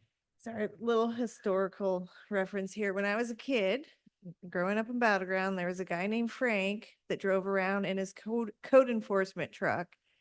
Mind you, there was only probably 3,500 people here, but when Frank came around, you knew to move your car. You didn't park backwards. You made sure that you were up against the curb. You know, we were all scared of Frank. And so that's in my head. Like, I'm like, hey, don't park that way. But hopefully these changes get everybody paranoid like me. Just kidding. But anyways, thank you. All right. Thank you. Thank you. Brings us to administrative reports. City manager. Thank you, Mayor McCoy. I just wanted to remind you that tomorrow night is National Night Out in Kiwanis Park from 6 p.m. to 8 p.m. I think we have almost 30 organizations that will be attending this event, which also includes our very generous sponsors. So don't miss that event. It's a lot of fun. I'm going to turn this time over to Chief Flynn. One of the goals for Battleground Police Department was to create a wellness program for our officers, which was established this year. We were presented recently with the opportunity to have a trained guide dog, what we're going to call a comfort dog, to be donated to the city. And so I wanted the chief to explain what that program looks like, what similar cities have in reference to that, and provide you that information, because I really do think it could be a very positive and valuable impact, not just to our officers, but to victims and to the public. And then on the tail of that, unless you want to do this first, I really would like you to talk a little bit about the deployment of Officer Manny Kim. So, Chief. Thank you. So as the city manager said, when I started here, we did not have a peer support program. I'm happy to report we have a fully trained peer support team. If you're not aware, police suicides were near record numbers. We were just very, very fortunate that we hadn't experienced something like that here. But the stresses on the profession are very, very well documented. Right now, we have a clinician who's available to us for any kind of acute issues that we have. She's also going to be providing quarterly training to the whole agency. We're able to, because this came in after the budget had already been done, we're able to secure a grant that, in addition to the acute treatment that we can get, and when I talk about that, I'm talking about a officer who experiences, a child death, an officer involved shooting, anything that really traumatic. We call those acute. And I need a clinician that can deal with that officer right away.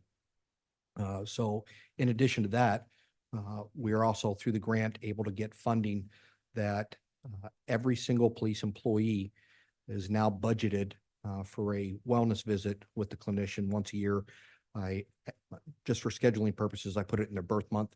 So when they have no problems, the idea is that they have the ability to just go in and talk to a clinician, so it's all confidential, and just talk. And I told them, I don't care what you're talking about. You can talk about the Mariners. It really doesn't matter to me. It's that they can sit with a professional and begin some dialogue. But then we started looking at how could we grow our wellness program. And what I want to talk to you briefly about tonight is what we're calling our comfort dog program. So the use of canines is well documented in hospitals, military, fire department, police departments. They've used those for people who are going through traumatic incidences. Full disclosure, I'm afraid of dogs. I've never been bit. I just have a fear of dogs. I always have. So this was a big stepping outside the comfort zone. But I know a lot of police agencies that have used them. The one that's closest to us is Gresham PD that is currently using it. So we reached out to them. We learned about the benefits they had, but I also wanted their policy because they have an actual policy that's written out of them. Took that and started looking around. There's an organization that's called Guide Dogs for the Blind, and they have a program. They put all their dogs all the way through this testing and training, and ultimately the dog passes or fails. They've invested a great deal of time and money into these dogs, and sometimes the dog might not pass because it can't step on a grate and wants to go around. Well, that's not going to work if they're guiding somebody that's visually impaired. So the dog won't pass. There's nothing wrong with the dog, but it just won't meet their standards. So they have a community program that they will wean these dogs out to. I don't like to call them that they failed, but the dog just didn't meet their standards. So we reached out to them and they came and toured our facility. They put a lot of thought into where one of these dogs are going to go. I'm happy to report our police department had glowing reviews from them. The dog would be used primarily in-house, but we also realized that you can use the dog out in the field on a case-by-case basis with victims and certainly some witnesses. Community events, there's a lot of places these dogs can be used. The dog's valued at over $20,000 for the cost of the dog and all the training that they've already put into it. When they learned what we were going to be using our dog for here, mostly for the trauma support for our employees, they thought that we'd be a good fit. So the truth is, I thought we had 6 to 12 months because we go on a list. We just found out that they have a dog, a little black lab named Frederick, that has come open and might be available. He was assigned to a visually impaired juvenile, but Frederick developed an eating problem because the little young lady didn't pay attention to the dog was snacking when it wasn't supposed to be snacking. And it had to do with, I guess, their rewards. And it became an issue that it would be easier for them to pass on this dog. So this dog might be available. I briefed city leadership. We're almost completely done with our policy and some other guidelines. But we wanted to update you as to what we have as what we look as an opportunity. If it comes available, we wanted to be able to move on it because if we pass, we don't know when another dog will become available. We've also reached out to several people in the community. We've got people and organizations that are initially signaling that they'd love to support the program in different ways. So if we're hoping that if you don't see any issues, that you kind of give us a thumbs up, and our plan would be to bring Frederick in here and show him off. So first, any questions with the comfort dog or concerns that you may have? I have a question. So does he live at PD or go home with somebody? So good question. A lot of issues when you start dealing with these. Certainly, they are typically FLSA questions of what the officers are entitled to. So to help address that, I wanted to find a salaried employee that would be willing to do it. And then basically the dog goes with them. It basically, in all intents purposes, becomes their dog. So the dog would travel with them. They would have a gate in their workplace.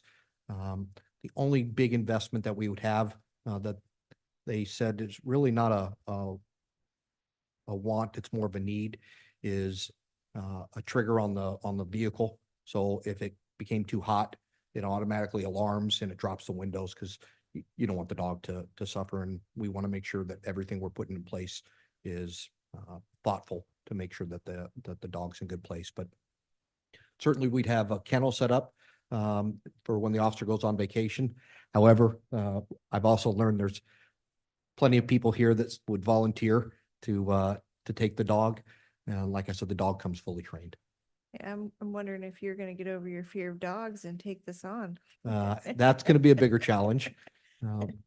But like I said, I really looked at this to try to see. I had already sent out something to the entire agency telling them this is not a done deal, but it's something that we're considering. If anybody has any allergy issues, any kind of issues with dog, please to let me know right away. All I got was support for them. So certainly then onboarding any new employee, we can make sure that they understand a program that we already have in place. But thank you for that question. Member Overholzer? I am hashtag Team Frederick. That sounds amazing. Can I keep him at my house? If you guys I will want add you, him? sir, to the list.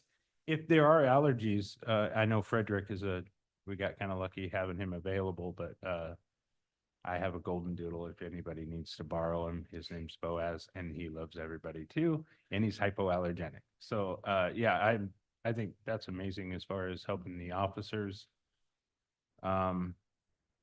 You know, like an emotional support kind of animal, but also in the field for trauma victims. And yeah, it might be definitely worth its weight in gold. I know that's not a cheap dog, but with all the training that it received, I know that's definitely worth it. So Yeah, it would be free. They would donate it. oh, it'd be a donated animal. Yeah, there's so no I'm on cost. board. Let's get that dog.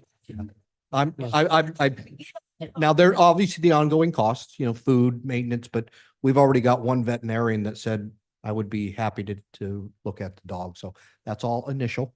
Obviously, we're going to build a budget, but certainly looking to partner with the community with this. Just being as transparent as I can. I was looking for any downsides, especially because of my fear. I just can't find it. I just don't see a negative. This checks a lot of boxes. I think it's a very positive thing for the police department and for the community, for the city and the community. Anybody on council want to take a public stance against a cute free puppy? No? I kind of sandbagged that one. So, well, thank you then. So talking about new personnel, as most of you probably are aware, of our recent police addition is Officer Manny Kinn. Our plan is to use two of our outgoing decommissioned patrol vehicles as what I refer to as ghost cars. That's where the idea for Officer Manny Kinn was born. We put Manny into service this Friday. We put him based off the complaints that we received.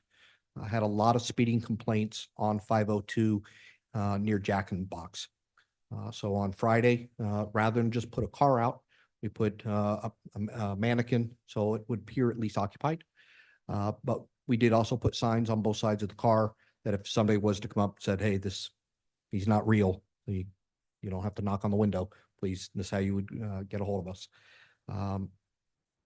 And we wanted to test the waters with one to see how it would work. In less than 6 hours, There was 87 comments on one social media posts and 166 likes, almost all of them positive. When I checked yesterday, we were at 100 comments with 200 likes. The best one was, that's not even a real police officer in that car. Well played, BGPD, well played.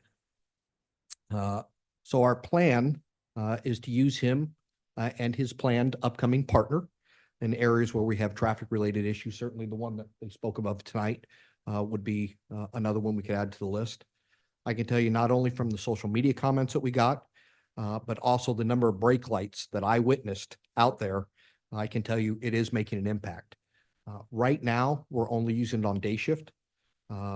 What I've asked, because this is new and I know we're going to have to kind of sand some edges a little bit, is we're creating a list of all the different areas in town that we have either repeat complaints, we know of speeding issues at, and where I can have it deployed safely, because we can't just put it anywhere.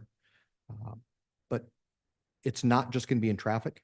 Keep in mind that in prior agencies, I've used this typically starting Black Friday all the way through Christmas. It's wonderful to use in parking lots.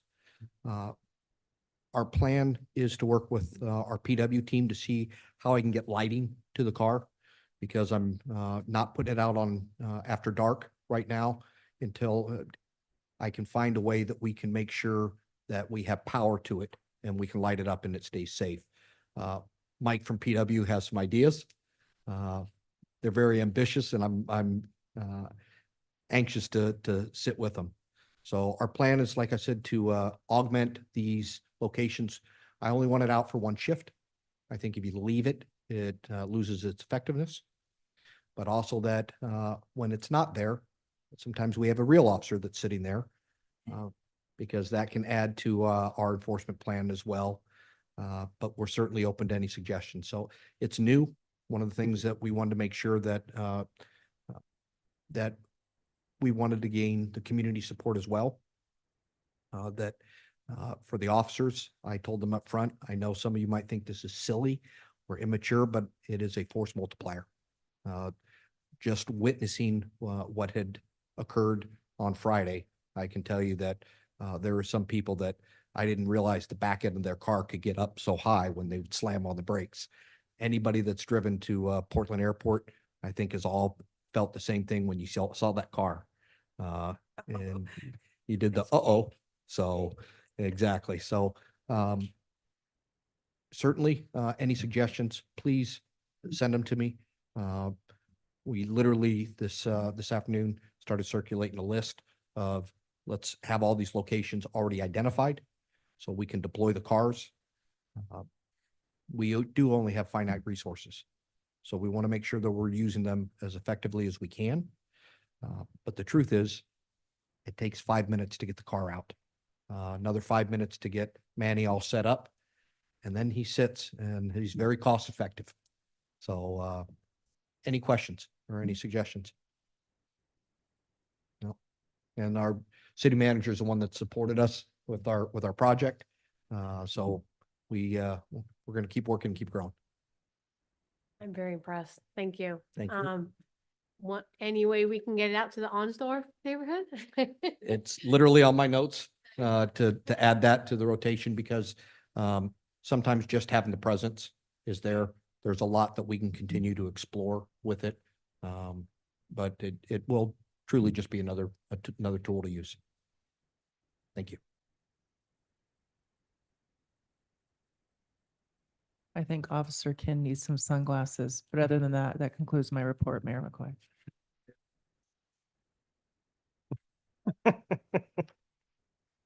This brings us to council communications. Any council communications? Deputy Mayor? Thank you. So this kind of goes along with Chief and his report. I am very pleased with the direction we've gone in our police department, and with since you've been here, Chief, Harvest Days. I don't know if all of council got to see the operations that were going on during Harvest Days downstairs. They set up a temporary emergency operations center. We had the drone going, just a lot of good things that were happening and that we didn't really do in the past. And I think it was good. I think the community sees it. And I think it's a good thing. This is in no way to embarrass you, Chief, but this week, so when Chief interviewed, I sat on the panel and I was concerned because he came from Las Vegas. I was concerned he came from a big city, and I'm like, dude, that's like Las Vegas is crazy compared to Battleground, right? And I don't want Battleground to ever be close to Las Vegas. So, but I was concerned, but I've gotten to know him a little bit, and I went on Amazon this week and ordered a book called Held Hostage. And Mayor McCoy is going to read it. I read very few books. Okay. I read that book in one day. So I sat down, I think it was I got home Friday night, read it Friday night, and got up at 3 a.m. to finish it. It's wrote by Chief. And it gives you some perspective of where he's come from in his career, but it also gives you perspective of this dog program. And I think it's a great program. I think we sometimes don't understand some of the things that our first responders go through. So I appreciate that.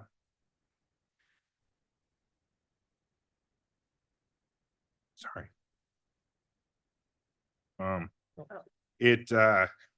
I suggest you all read the book and get a little perspective about our leadership.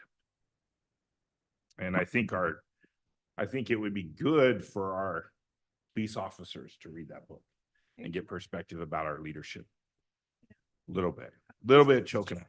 You'll see, you read that book and you'll see some of the challenges. I would give it to you, but I want you guys to buy it because it goes to a good cause. And so very, very inexpensive. Amazon will get it to you in 2 days or less. So read it. Councilman, that means a great deal. Thank you. So are you done? Sorry. Yep. Okay, along with the Harvest Day conversation, I had a community member reach out to me about their citation they received in Harvest Days. So I contacted the chief and he got some information about that. Can I quote your statistics? Okay. So while the alcohol, what is it, cannabis, what is it called? Sorry. Liquor The control. Washington State Liquor and Cannabis Board, they had 27 violations for drinking in public, 3 minors in possession, and 1 providing alcohol to a minor. The question I had, that the community member posed to me was when they were going to get their ticket. They were getting really concerned that they would get a warrant for their arrest and all these things. So I reached out to the chief. And if you were cited, that you should get your ticket in a week or 2, right? Yeah, basically what happens, there was 2 agents. They went through, they got all the information. They compiled everything. They should have it to our courts within the next, hopefully by the end of this week. And then Battleground courts, probably within 1 to 2 weeks, we'll get it out there. But we had reached out to them ahead of time. Again, just looking to expand what our capabilities were. And so that hopefully next year, just like what you said, you know what, let people know what the tolerance level is. We want everybody to enjoy, but enjoy responsibly. So that hopefully next year they can say, hey, I was treated fairly, but you cannot do these things. So that's what the councilwoman had asked if we get an update for it. We will continue to partner with them to spread that message. And for those, our preferences, just like with parking. I can tell you Sally has been amazing. Her preference is warnings. She tries to deal with it through warnings. If she can't gain compliance, then we'll go to citation or repeat violator. So it'll be the same with this. So thank you. Was that liquor control tickets? Yes. Oh, okay. Yeah. So not us. Right, but they're coming through us, so it's kind of confusing. So the chief looked into it and they're on their way. So I don't know if this would go to city manager chief, but took a long walk on First Friday. The missus and I, all the way from the railroad tracks downtown, all the way to the house. And I was quite surprised, and it kind of ties into the Onsdorf issue as well, and just the amount of noise. You couldn't even have a conversation. And as we look at opening up downtown to parklets and dining on the streets, it was almost impossible for half of the walk to even have a conversation with just the mufflers and the just lack of pedestrian safety that occurs on Main. And I know, the Grace reorganization, the realignment, if that ever happens, will help to get some traffic off Grace. But I guess my question, and if council is of the same opinion, in the past, what we've done is we've given some budget for enforcement type, targeted type instances. Does police have it within its ability right now to do some of those things, like the Onsdorf speeding issue, increased enforcement, a pedestrian, target zero? Councilmember DeRocher's offered to wear the dinosaur suit, I think. It's coming. So I guess I'm looking for some feedback on what's the best way to do this. What would you need from the council if the council agrees, if this is something the council finds value in? Some sort of, I'm looking at livability and pedestrian safety, be it speeding or crossings. Well, I guess what would be the suggestion? Well, thank you, Mayor. I reached out to Target Zero, and pedestrian safety is one of their big concerns for the entire state. So that's how I was able to get them on board very, very quickly for our crosswalk enforcement that will be coming. Very gracious for your offer for the overtime. One of the issues that we just currently have right now is because of the 2 openings that we have another employee that's on leave. We have so much overtime of trying to staff that has become a little bit of a challenge. I have had tremendous support from my boss as if you need it, just be judicious in what your requests are and work through the budget process. Right now, because the areas that we're looking to target fall within Target Zero, and now they also expect us to, and we do, participate in initiatives in other cities. So just like they come here, we're more than happy to reciprocate. We do have ordinances. I need to get a little bit more up to speed, certainly on the mufflers. Friday night, I was eating on Main Street with my family, and it was so loud. It is hard to hear it. So it's not wasted on you to think that, is it just me? No, it was irritating. So we share some of those concerns. I'll be able to work with with our workforce and say, hey, let's start also addressing some of these. My biggest issue, just priority wise, is the speeds throughout town. We will prioritize and certainly work on those others, but they are certainly nuisances. But I will also put another eye out to see what we can do to increase pedestrian safety, certainly along Main Street, because I think it's a wonderful opportunity for businesses to allow people to come out there and eat. Yeah, it just struck me that, especially with the downtown study and the amount of money we're spending down there, and are we going to create something that nobody's going to want to use? Could we on that, if we're, because we authorized, I think it was 100,000, if I remember right, to do our own emphasis outside of Target Zero Last year, yeah. last year. So we were wanting school zone emphasis, we were wanting some other things. And so taking what the mayor's saying, if we authorize emphasis patrols, whether they be speed, things, outside of Target Zero, speed, mufflers, those type of things, would that be something that we could use if we don't have people here for overtime? Could we reach out to outside agencies and do our own? That would be my plan. So for the other council members that didn't know, I was lacking in a couple areas for harvest days, and just reached out and said, hey, I could use this. And as long as you're, say, I swear I'll do it, I'll put you to work. So having that in my back pocket would certainly be advantageous. one of the things that, you know, when they're gonna come here and work or our, rephrase that, our officers can work, I want to see what I'm getting, what bang for my buck I'm getting. I know when, there's been reports where we're not sure what was done during those, emphasis days. Yeah. So those days are behind us. And going forward, you know, everybody has understood the message and has, lived up to their side of the bargain. But having that in my back pocket right now would be helpful because we are starting to get towards the end of the year. Of course, you know, funds start to dwindle. And as school ramps up, I want to make sure that we have a very, very strong presence out there and set a tone early. But I think that's what, like, we could, as we're going through budget, maybe for next year, is look at that. And then if we have emphasis that we're hearing, obviously speed, right?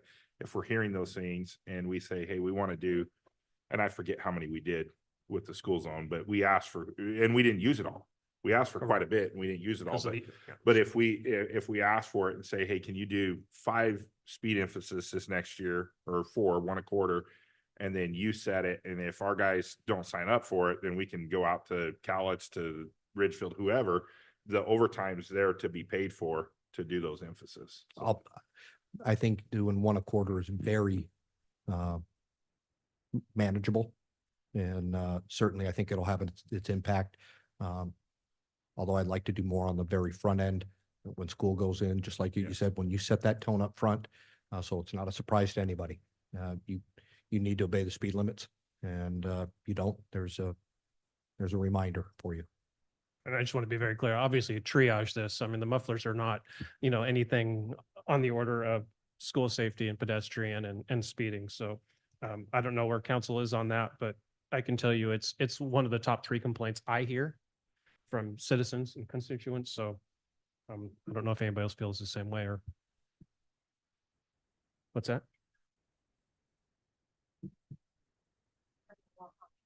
I go on the other side first because the noise, it's not necessarily mufflers, just city noise. Can't have conversations even with the amount of cars that drive down normal. We'll definitely take a stab at it though. Okay. All right. Any other further council communications? Sure.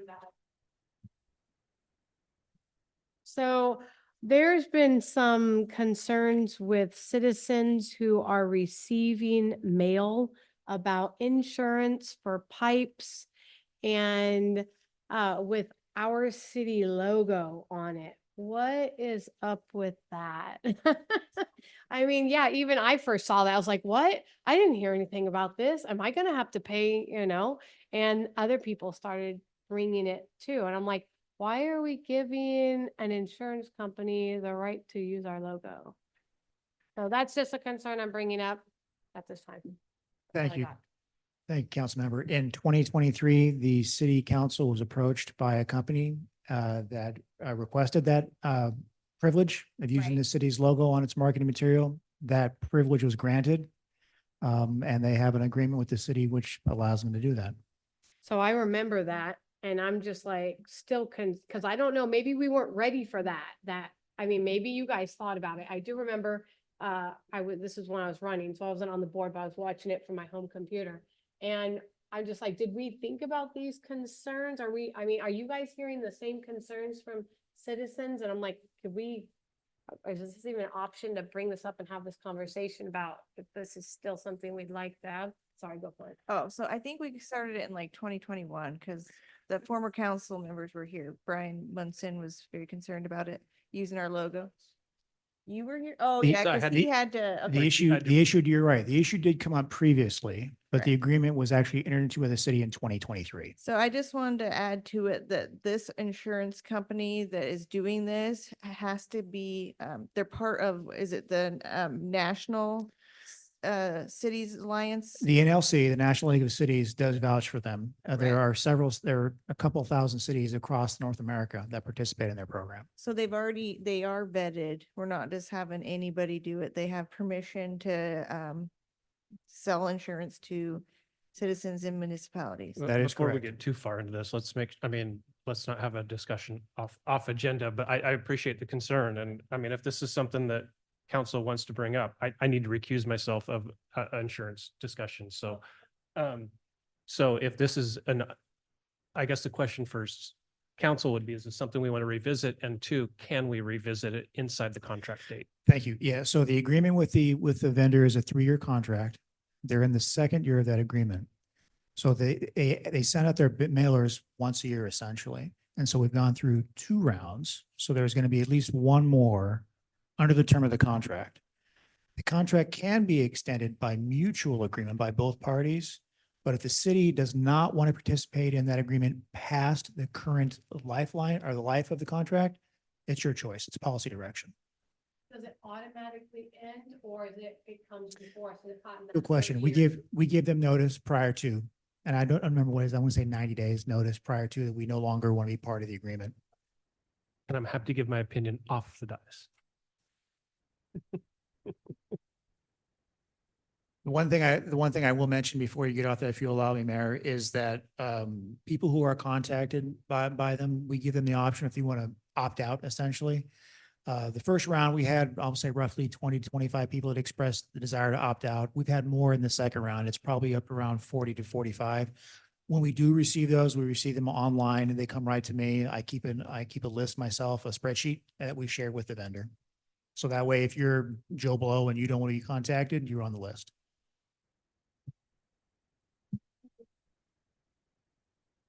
Anything else? We all done? Okay, next meeting is Monday, August 19th. No study session, budget committee, not sure. They'll figure that out. All right, meeting's adjourned at 8:59 PM. Thank you.